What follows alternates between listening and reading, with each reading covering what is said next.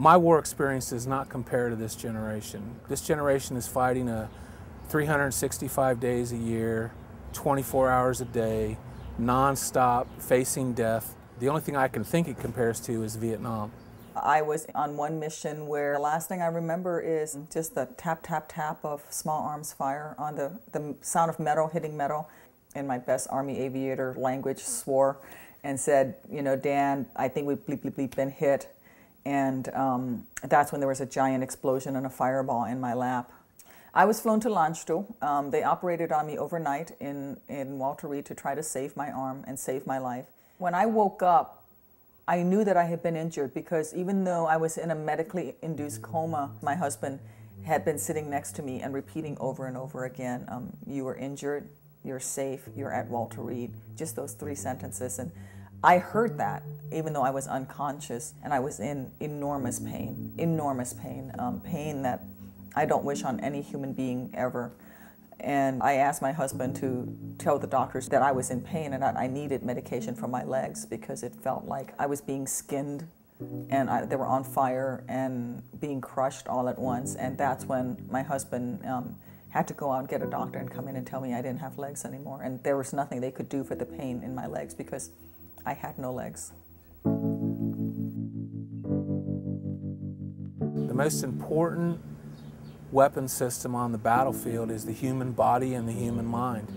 And we don't teach our military how to negotiate the 365-day-a-year, 24-hour cycle of non-stop exposure to horrific and indescribable events that can occur in war. It wasn't from a tragic incident that I became a veteran advocate, like a helicopter crash.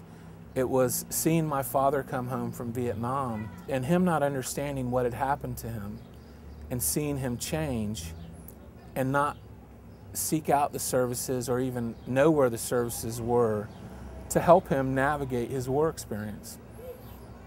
So when I joined the military and I had my own war experience, I realized that there was just this cycle of people going off and serving, then coming home and not getting the help that they needed. Barack Obama made it very clear. He was the first person, by the way, that I've heard say this, that there is a sacred trust between this nation and its veterans. Sometimes we use this word contract, but the contract we've seen with veterans is it's as long as you die, because then we'll put you in a grave. But the rest of you, we can change our mind on what we promised you. I know for a fact that Senator Obama has worked in a bipartisan manner of his own initiative and working with others to work on veterans issues. There's no doubt in my mind that he and his staff understand the needs of this generation and have passed legislation that has improved the lives of this generation. I don't know why Senator McCain was not part of that bipartisan effort, but he was not. Well, in Illinois, we have traditionally ranked very low in terms of the levels of compensations that our veterans get from the federal VA.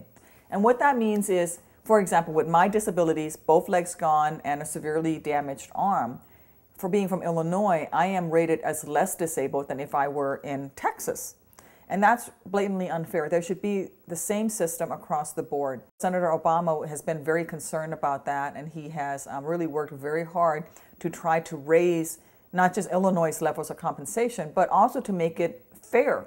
Barack said that from the time you take that oath to the time your family makes a decision in what veteran cemetery in which to bury you, we have a contract. We have a sacred contract with the veterans.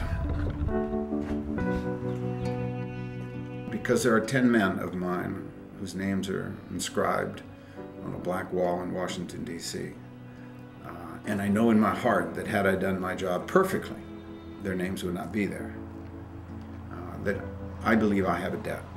So as a result, I pick a candidate, first and foremost on the aspects of leadership, and then their commitment to those who have worn or are wearing the uniform in their families. I am confident that he believes in this generation and that he is actually putting into practice what he believes by stepping out, by speaking up, by legislating, by holding government accountable to take care of this generation when they sent them to war. We need to stop distracting people with controversy, and we need to focus on what we need to do to change the way things are in this country.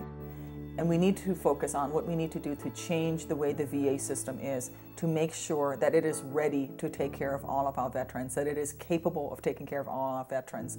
And I know that Senator Obama is going to be the best person to do that as president.